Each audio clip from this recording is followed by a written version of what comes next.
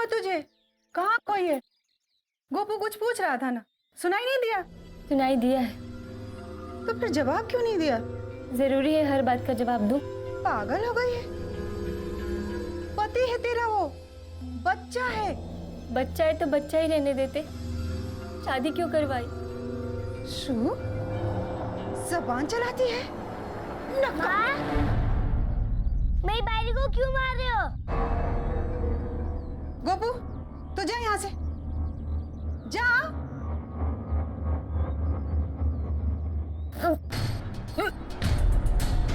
अरे सुन,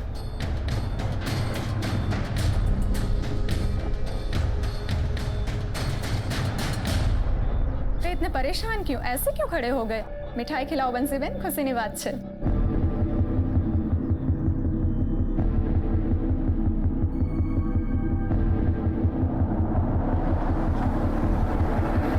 मधु और गर्भवती, पर कैसे? एक 8 साल के बच्चे से विवाहित मधु के प्रेग्नेंट होने की खबर सुनकर परिवार के सारे सदस्य दंग रह गए। लाजमी था कि कई सवाल उठने लगे। क्या मधु के किसी के साथ अवैध संबंध थे? क्या मधु की जिंदगी में कोई और भी था? कौन था जिसका बच्चा मधु की कोख में पल रहा था? किसका बच्चा है? बोल, बोल ना। चुप क्यों है? बोल बोल, अरे बोल। 1 लाख वापिस। इसी घर का बच्चा है।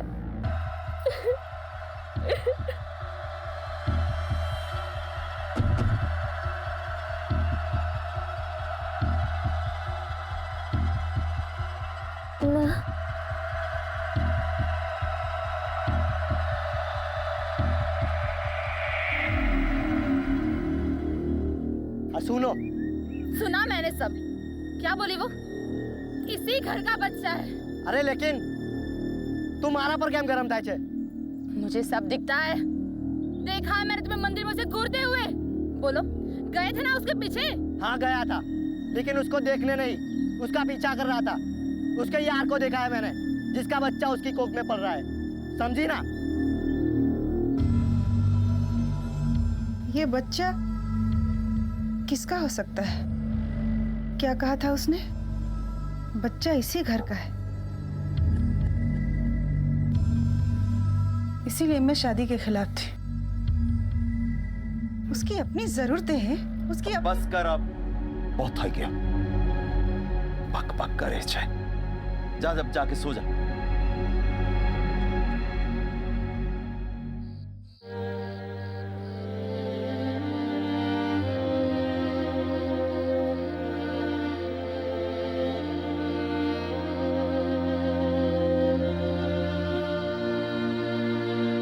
मधु, मधु, तुझे क्या हुआ मधु?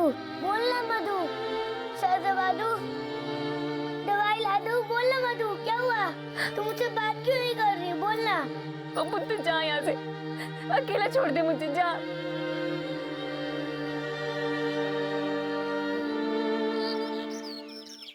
अरे आप लोग मेरी बात तो सुनिए। चुप रहो, ले जाओ अपनी बेटी को। नहीं चाहिए ऐसी बहू हमें। अरे बोल ना, कौन है इस बच्चे का बाप? रेवा दो। नकामी, मधु बगाड़ी ना। काका, क्यों मारा मेरी बारी को? मत मारो।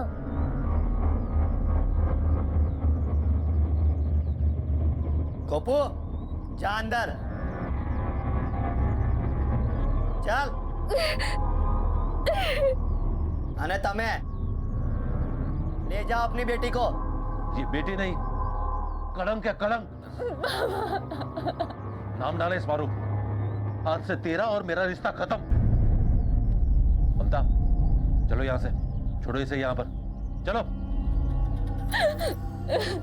मेरी बात तो सुनिए आप। छोड़िए। अपनी यार के पास काम चालू कर यहाँ, चल जा। आप चुप क्यों है? बताते क्यों नहीं? बोलिए ना, बताइए सब।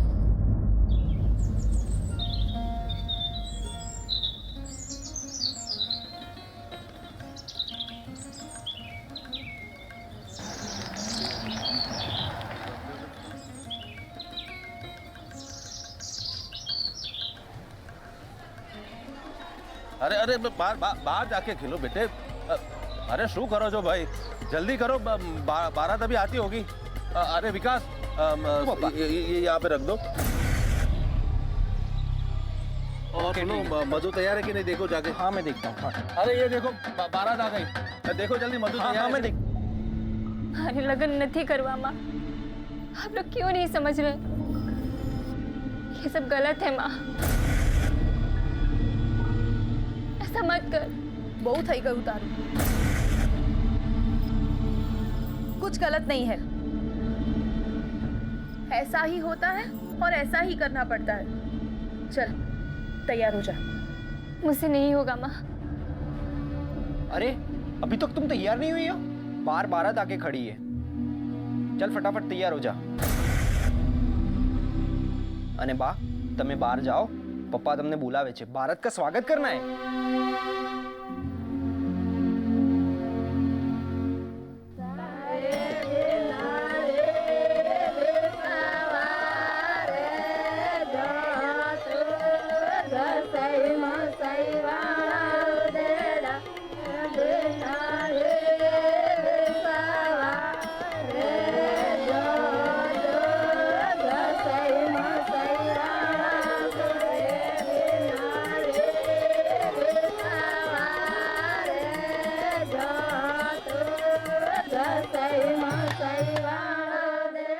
मधु चल दी।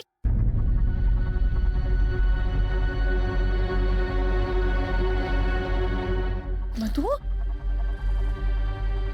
मधु मधु, हे भगवान, मधु कहाँ गई? अरे भाई जल्दी करो, विधि भी खत्म होने को आई है। અને મધુ તૈયાર છે? अरे क्या છે मधु? वो कहीं नहीं दिख रही। वो कहीं भाग तो नहीं गई? શું?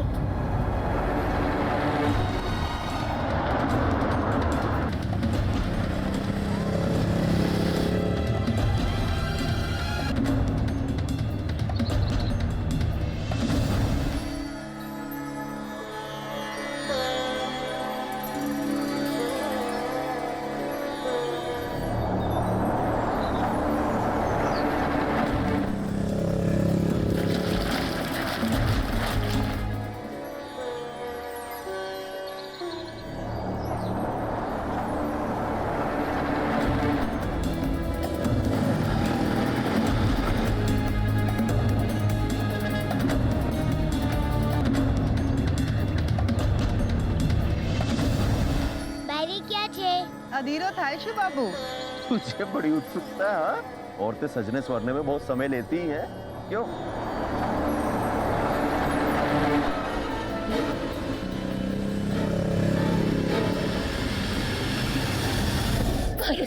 मैंने इधर ले जाओ, मुझे यहाँ नहीं रहना, अपने साथ ले चलो। नहीं रहना मुझे। चुप चुप चुप, बस सब ठीक हो जाएगा। मैं हूं ना तेसा, सब ठीक हो जाएगा। मधु, साले तुझे मना किया था ना इसको नहीं मिलने का। छोड़ो मुझे। मार इसे। कमरे उठाएगा, खिसका रही हूँ। छोड़ो मुझे। तने अपना खानदानी पर परवाह नहीं करी। मधु, चल चल साले, निकाल। चल।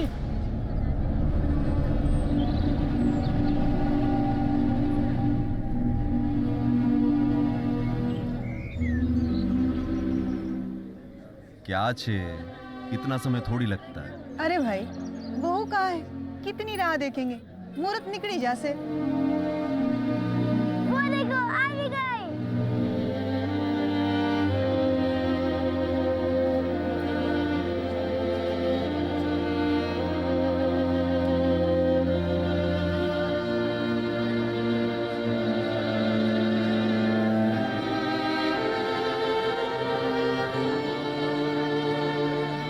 सरस, पंडित जी शादी शुरू करवा।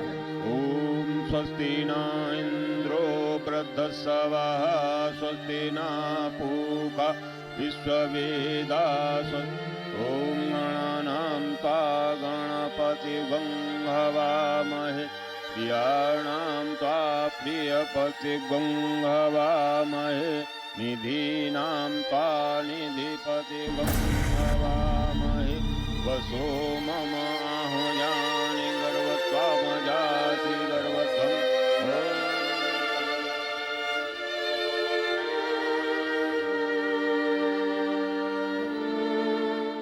सिर्फ 8 साल की उम्र वाले गोपू के साथ होने जा रही थी मधु की शादी और यही कारण था कि मधु को यह शादी नामंजूर थी। मधु के पास तो जायज कारण था यह शादी ना करने का, लेकिन उसके माता पिता की ऐसी कौन सी मजबूरी थी जो वो अपनी 21 साल की बेटी का विवाह एक 8 साल के बच्चे से करवा रहे थे। यह हैरान कर देने वाली शादी किसी की मजबूरी नहीं बल्कि एक पुरानी प्रथा की वजह से हो रही थी। एक ऐसी अनुचित प्रथा जिसके तहत एक नौजवान लड़की की शादी उसी के समुदाय के एक छोटे से बच्चे से करवा दी जाती है। इस प्रथा को बनाने का उद्देश्य यह था कि इस समुदाय के लड़के कभी भी अपने घर वालों के खिलाफ शादी ना कर लें। इसलिए लड़के की शादी कम उम्र में ही उसी के समुदाय की किसी भी उम्र की उपलब्ध अविवाहित लड़की से करवा दी जाती थी ताकि इस समुदाय का वंश आगे चलता रहे। पारस एक अलग समुदाय से था, फिर वो चाहे कितना भी काबिल क्यों ना हो। बेशक मधु से प्यार करता हो, लेकिन जो प्रथा के खिलाफ है उसे पाप माना जाता है। इसलिए पारस और मधु की शादी होनी नामुमकिन थी। ये कैसी प्रथा थी जो पुरानी और काल विरुद्ध धारणाओं की वजह से मधु और गोपू पर थोपी जा रही थी? आखिर कहां ले जा रही थी ये प्रथा मधु और गोपू को, उन दोनों के बीच के इस अजीबोगरीब रिश्ते को? देख बहू, हमारे छोकरों को ना गरम दूध नहीं पसंद है। दूध उबाल लेना, ठंडा कर लेना, फिर उसे दिया करना और उसके मन पसंदीदा गिलास में देना। वो देख ऊपर कार्टन में रखी है, जब भी दूध देना उसी में देना, समझी? और सुन, जब गुस्सा हो जाए और नींद में हो ना तो अपने हाथ से खाना खिला देना। खिलाएगी ना? दायो छोकरो छुमारे, अब सारी जिम्मेदारी तुम्हारे ऊपर है, संभालेगी ना? જેમ પિક્ચરમાં હીરો હિરોઈન હોય ને એમ તું अब हीरो और मधु तेरी हीरोइन। तने जे જોઈએ એ કહેવાનું। अब वो तेरी हर बात मानेगी और बिल्कुल भी डरना नहीं। अब तू पति है, विमल भाई की तरह, मेरी तरह, समझा? और हाँ, बैरी का पूरा ख्याल रखने का। सु पायरी की रक्षा।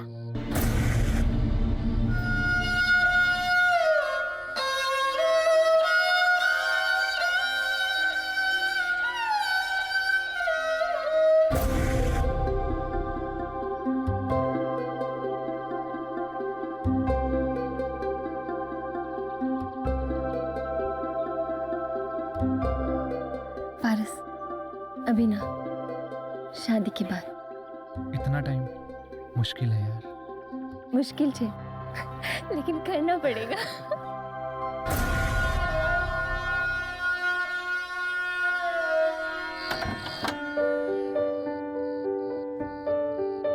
हाय बैरी, तुम मुझे एक कहानी सुनाओ ना। क्या?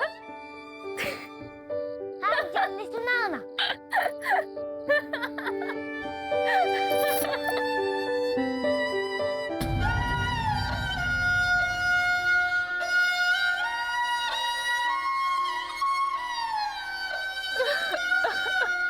अरे तुम रो क्यों रही हो? प्यार, रोमांस और हर वो वैवाहिक सुख जिसका सपना मधु ने देखा था, वो एक पल में चकनाचूर हो गया। इस प्रथा में एक औरत की भावनाओं की, उसकी जरूरत की, उसके सपनों की, उसकी इच्छाओं की कोई जगह नहीं थी। मजबूरी में ही सही, लेकिन मधु ने अपने पति के प्रति अपनी हर जिम्मेदारी को निभाने की पूरी कोशिश की, पर धीरे धीरे उसे अंदाजा हो गया कि ये जिम्मेदारी वाकई बड़ी मुश्किल थी।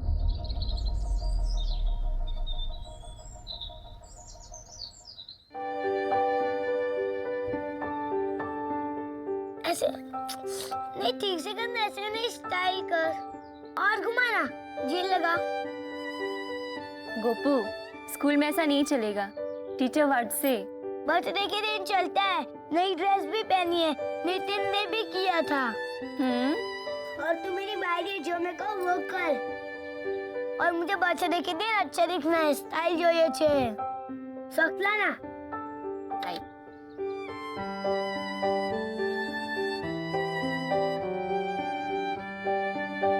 जल्दी करना ले तो रहा है मुझे कितना जोर से શું થયું? कितना जोर से बांधी लग रहा है मुझे શું કરે છે છોકરી? बच्चा है ना, लग गया इसे। वो भी जन्मदिन के दिन ढीला कर दी से। जन्मदिन मुबारक हो छोटू सरकार, हैप्पी बर्थडे।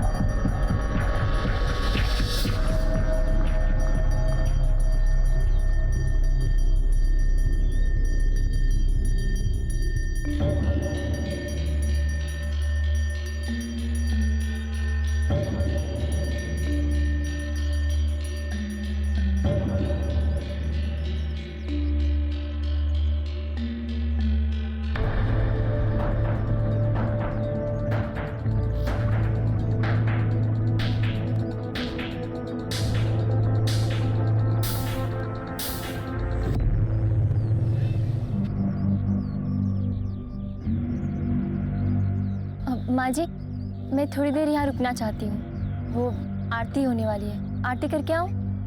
घर में बहुत सारा काम है। चाल से ठीक, मगर जल्दी आना। चलो बेटा।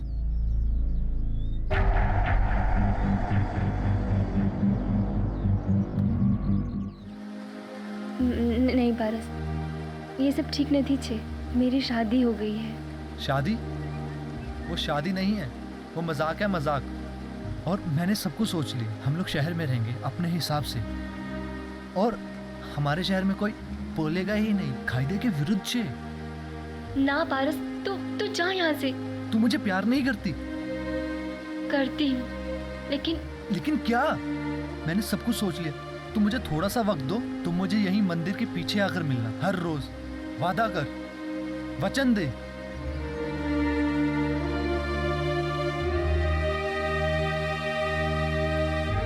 ठीक है।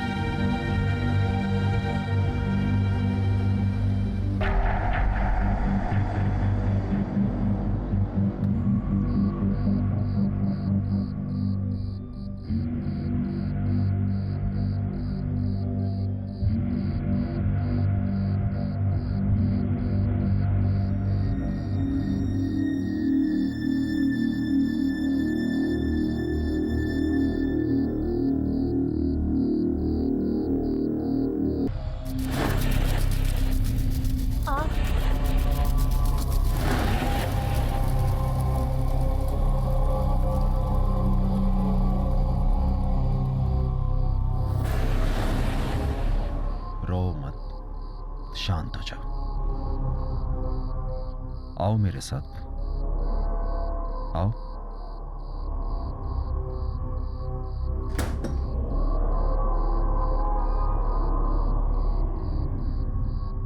मधु, मैं जानू छू तुम अकेली हो, तुम्हारी कुछ जरूरतें हैं, और इसीलिए मैं तुम्हारा अकेलापन दूर कर दूं।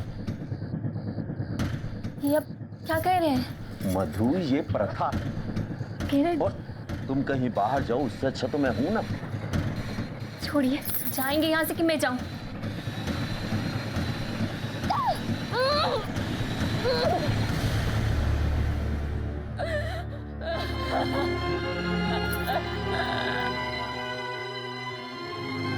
हाँ तो कोई मोटी बात न थी।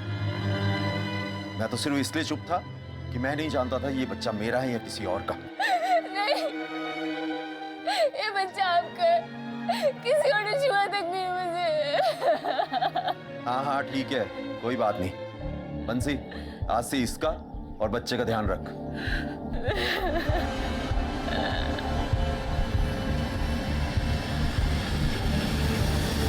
आखिरकार सच सामने आ ही गया। मधु के ससुर ने ही हर बार मधु के साथ बलात्कार किया था। सच जानकर हैरान होने के बावजूद भी घर वालों में से किसी ने चू तक नहीं की। घर के मुखिया के खिलाफ जाने की हिम्मत घर के किसी सदस्य में नहीं थी। सारे इतने दुर्बल थे कि आखिरकार मधु के बच्चे को स्वीकार कर लिया गया। मधु खुद इस फैसले से नाखुश थी। वो जानती थी कि बच्चे का दुनिया में आना उसके पैरों में बेड़ियां पड़ने के समान है, और उसके बाद पारस और उसका एक होना मुश्किल ही नहीं, नामुमकिन था।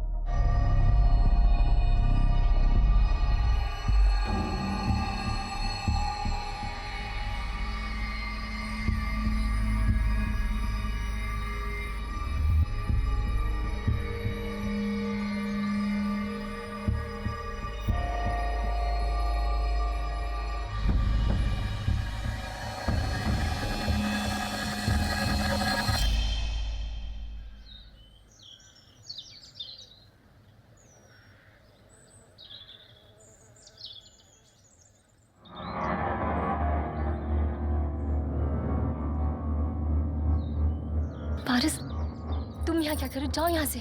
मैं मंदिर में तुम्हारा इंतजार कर रहा था, तुम नहीं आई तो मुझे आना पड़ा। अच्छा ये सब छोड़ो, सुनो, मैंने सारी तैयारी कर रखी है, तुम्हें सिर्फ मेरे साथ चलना। और मैं अरे तेरी हिम्मत कैसे हुई? घर में घुस गया, निकल।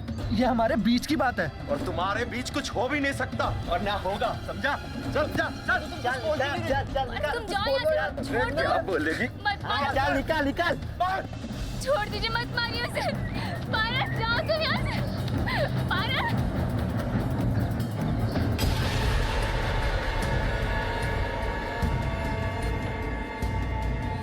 तुमने मुझे धोखा दिया। निकाल। अरे क्या सोचा था मैंने तुम्हारे को, तुमने क्या किया? अरे छोड़ूंगा नहीं मैं। जाओ। अरे जा रहा हूँ मैं। छोड़ूंगा नहीं तुम्हें। जाओ।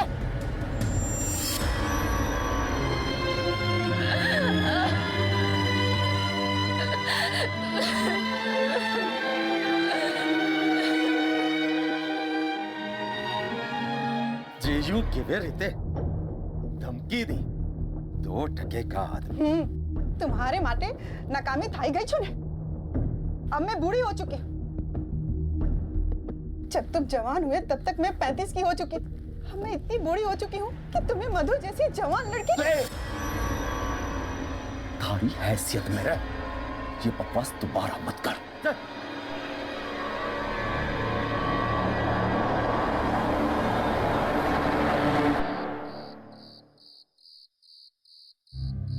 अरे प्रेरणा, क्या कर रही है तू?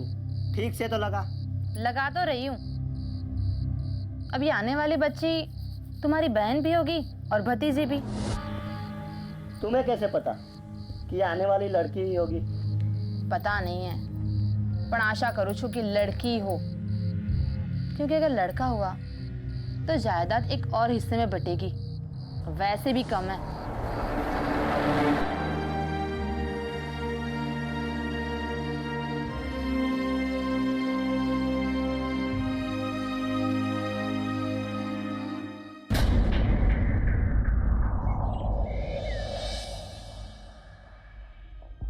आखिर मधु ने एक लड़के को जन्म दिया। वो बच्चा जो ऐसे लोगों से घिरा था जो उसके आने से नाखुश थे।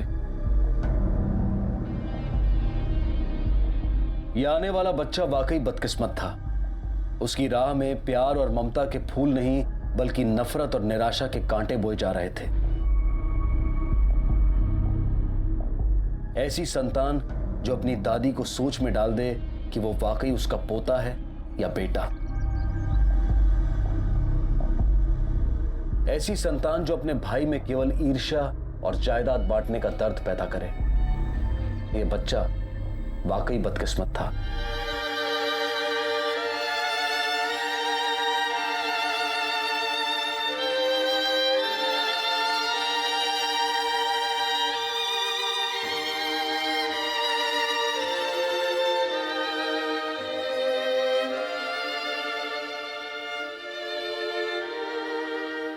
क्या था इस बच्चे का मुकद्दर ये कोई नहीं जानता था और ना ही किसी को इसकी परवाह थी। लेकिन जल्द ही ये कहानी एक ऐसा मोड़ लेने वाली थी शायद जिसके बारे में किसी ने सोचा तक नहीं था।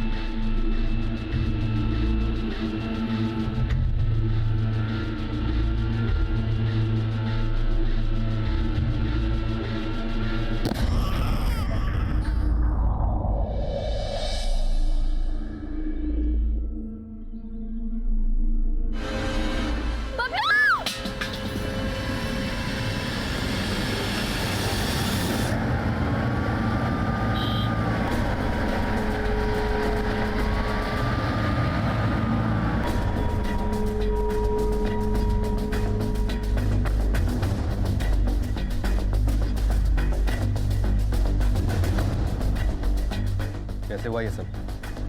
इंस्पेक्टर साहब, मधु की आवाज सुनकर हम यहाँ दौड़े चले आए। देखा यहाँ बच्चा गिरा पड़ा था और ये खून निकला हुआ था। ये सब तो पोस्टमार्टम के बाद ही पता चलेगा। लेकिन पोस्टमार्टम के बच्चा है, अब नहीं रहा।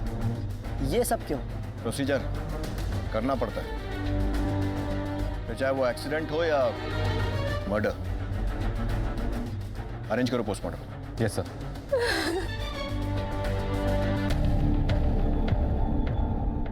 बच्चे की पोस्टमार्टम रिपोर्ट सर। मौत गला घोटने से हुई है सर। और ये गला घोटना झूले से गिरने के पहले हुआ या बाद में? वो कहना मुश्किल है सर, पर उसी दौरान हुआ है। मर्डर केस है सर, ये गला घोटा गया है। फैमिली के सारे मेंबर्स को इन्वेस्टिगेशन के लिए राउंड अप करो, जो एक मर्डर को एक्सीडेंट बोल रहे हैं। लेकिन बच्चे की जान आम क्यों? यही तो हम भी पता लगाने आए कि आखिर एक बच्चे से किसकी दुश्मनी हो सकती है। या इस घर में कोई ऐसा है जो उस बच्चे के आने से खुश नहीं था? हम में से तो कोई नहीं। हम सब तो बहुत खुश थे बच्चे के आने से। शायद अपने आप ही वो झूले में से गिर गया होगा। पोस्टमार्टम रिपोर्ट, बच्चे का गला भी घोटा गया था।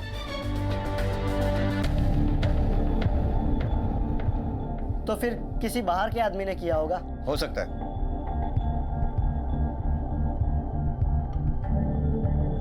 वैसे भी हम आपको सिर्फ इन्फॉर्म करने आए थे। चलो शाह, जाइए।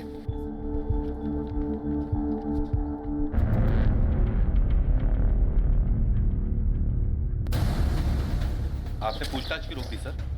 कोई फायदा नहीं था शाह। देखा नहीं कैसे डिफेंसिव हो रहे थे सबके साथ। इन लोगों से एक साथ नहीं, एक ही करके पूछताछ करनी पड़ेगी। बुलाओ थाने सब। तुम्हें क्या लगता है किसने मारा तुम्हारे बेटे को? नहीं, वो मेरा बेटा नहीं, मेरी बायरी प्रेरणा है। वो मधु और बापूजी का बच्चा था। जी हाँ, वो मेरा बच्चा था, बबलू। आपका? हाँ हाँ सर, घर में सब जानते हैं, बच्चा बापू का ही है। मेरा पति गोपू है। गोपू मेरा बेटा है साहब, 8 साल का है। तुम लोग अब तक उस प्रथा को मान रहे हो?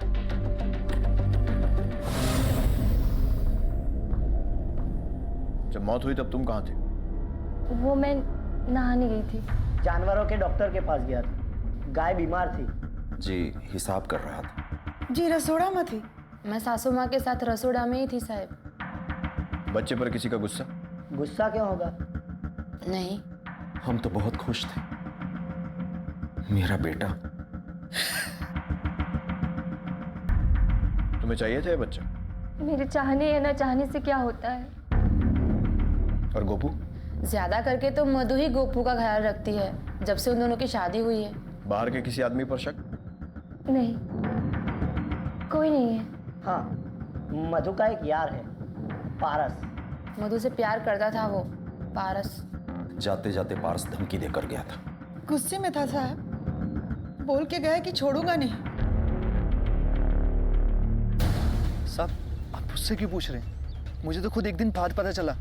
और पैसे भी, मेरा मधु से कुछ लेना देना नहीं है। अच्छा, और उस धमकी का क्या जो तूने दी थी?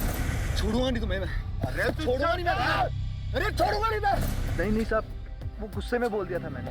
अच्छी बात यह है कि मैं मधु से बहुत प्यार करता हूँ और वो गुस्से में निकल गया, और उस दिन के बाद मैं कभी वहाँ गया ही नहीं। मुझे लगा कि शायद उसकी कोई मजबूरी रही हो, और ना ही उसको कभी देखा मैंने। जाओ, जरूरत पड़ी तो बुलाऊंगा, आ जाना। ठीक है सर।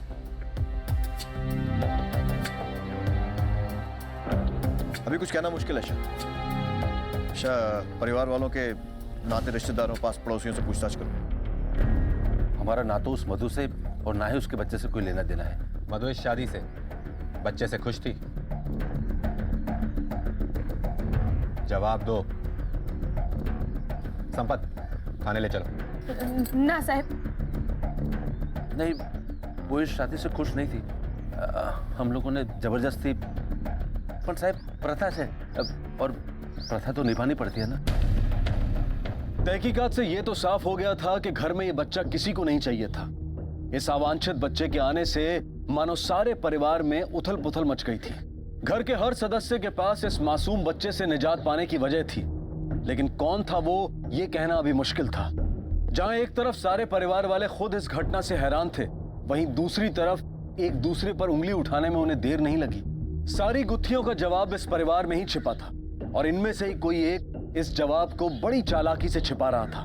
कौन था वो, ये जानने के लिए पुलिस फिर से पूछताछ में जुट गई। ठीक से बच्चे का ख्याल नहीं रख सकती थी, तेरी वजह से घर में सब चुप करो। क्या चुप रहे बापू? इसकी वजह से पुलिस हमारे पीछे पड़ी है। और नहीं तो क्या? तो फिर कौन हो सकता है? इस घर का कोई ना कोई सदस्य ही होगा। अरे हम क्यों करेंगे? इससे पूछो, इसी ने बच्चे का गला घोट दिया होगा। वैसे भी नफरत करती थी उससे। अरे बच्चा था वो मेरा, जैसे भी इस दुनिया में आया हूँ, बेटा था वो मेरा। तो तुम कहना क्या चाहती हो? ये सब हमने किया है। अब आंसू मत बहाया कर।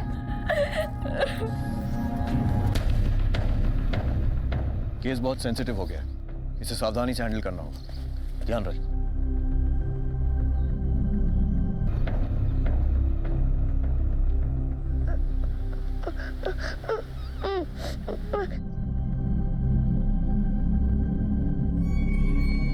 रूपू नाम है ना तुम्हारा? क्या हुआ बेटा, केम रड़े छे? सब डरते रहता, जब वो बेबी था तब भी, अब जब वो मर गया है तब भी, इसलिए मुझे अच्छा नहीं लग रहा है। बच्चा है ये, आप इसे क्यों परेशान कर रहे हो? हम आपसे ही सवाल पूछने आए, और ये हमसे नहीं, आपसे परेशान है। चलिए अंदर। ये केस हैरान कर देने वाली घटनाओं का एक पिटारा था जो अब खुल चुका था, और एक एक करके सच पुलिस के सामने आ रहा था। जैसे जैन द्वारा मधु के साथ किए गए बलात्कार का सच। लेकिन इस सब के बावजूद भी पुलिस को इस केस में ज्यादा बढ़त हासिल नहीं हुई।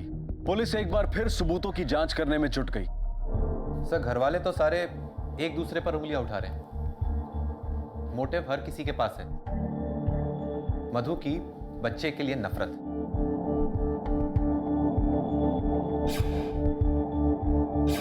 क्योंकि ये बच्चा जयंत ने उसके साथ किए बलात्कार से पैदा हुआ था। हेमल बच्चे के साथ जायदाद नहीं बांटना चाहता था।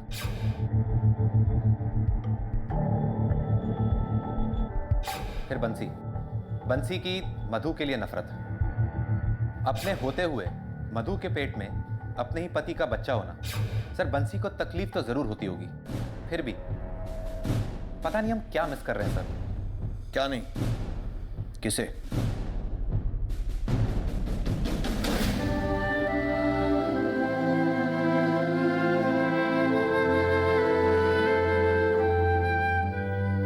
क्या हुआ मधु, तू क्यों रो रही है?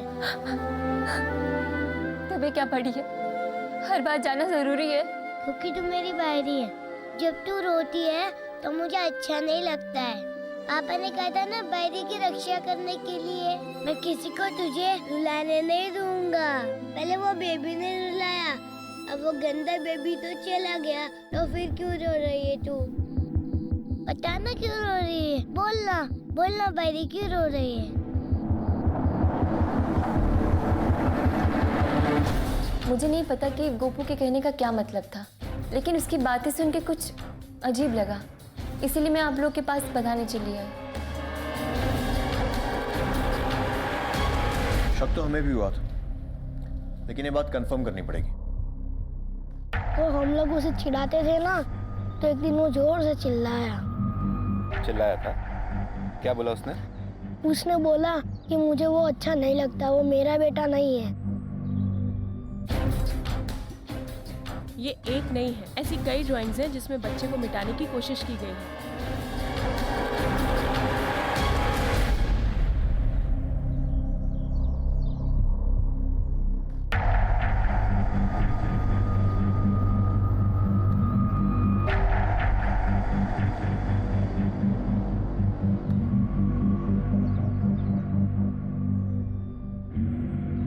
गोपू, मेरा लाल। गप्पू, અહીં आओ। आओ।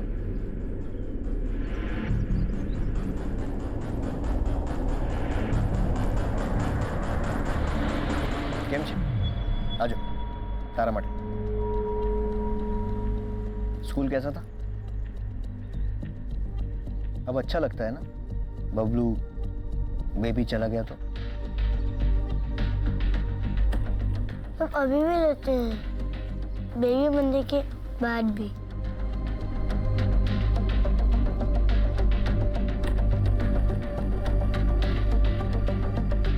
अच्छा, किधर मरा था बेबी? यहीं गिरा था ना बबलू? मुझे तो याद भी नहीं है। गोपू, तने याद छे?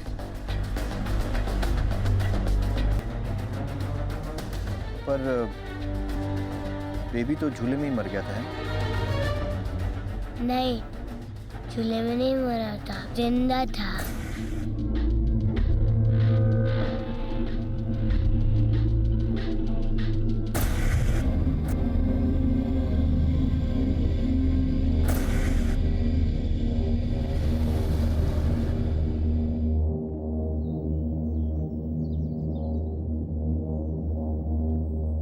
तो फिर झूले से गिरकर मर गया होगा, है ना?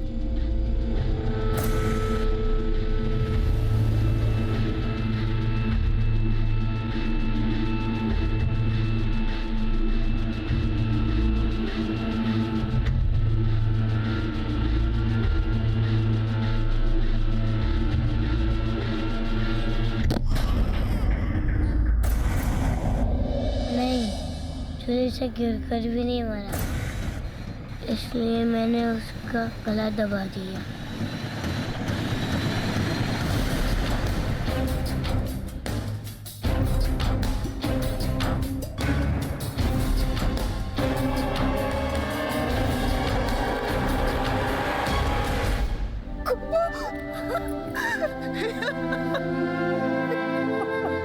वो सबको परेशान करता था, इसलिए मैंने उसे मार दिया।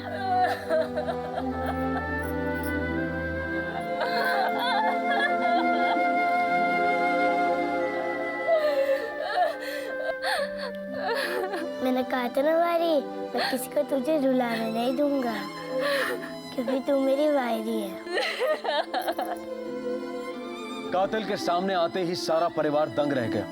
किसने सोचा था कि गोपू ने उस मासूम बच्चे बबलू की जान ली होगी। एक प्रथा ने इतनी जिंदगियां एक पल में बर्बाद कर दी। ऐसी प्रथाएं युगों पहले किसी कारण से रची गई थी, अपनाई गई थी, लेकिन बदलते वक्त के साथ ये जरूरी है कि हम इनका परीक्षण करें, विश्लेषण करें और जरूरत पड़ने पर इन प्रथाओं को त्याग भी दें। इंसान की भावनाओं को उलझाकर उन्हें तोड़ मरोड़ देने वाली ऐसी प्रथाओं का क्या फायदा?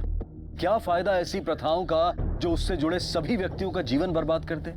जैसे मधु, जिसके सारे सपने इस प्रथा के नाम बलि चढ़ गए, जिसका बलात्कार हुआ उसके अपने ही ससुर द्वारा और सच जानने के बावजूद भी सारे परिवार ने उसकी उपेक्षा की, एक बार फिर सिर्फ प्रथा के नाम पर।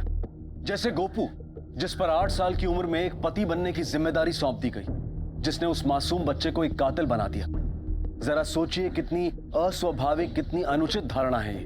वक्त आ गया है कि हम ऐसी निरर्थक और हानिकारक प्रथाओं से हमेशा के लिए मुंह मोड़ लें, इससे पहले कि ये और मासूम जिंदगियां बर्बाद करें। अब मैं अनूप सोनी आपसे विदा लेता हूं। फिर मुलाकात होगी अगले एपिसोड में एक और चौंका देने वाले केस के साथ। तब तक अपना और अपने परिवार का ख्याल रखें और देखते रहें क्राइम पेट्रोल डायल 100 सबक 1 को सीख हम सबको। जय हिंद।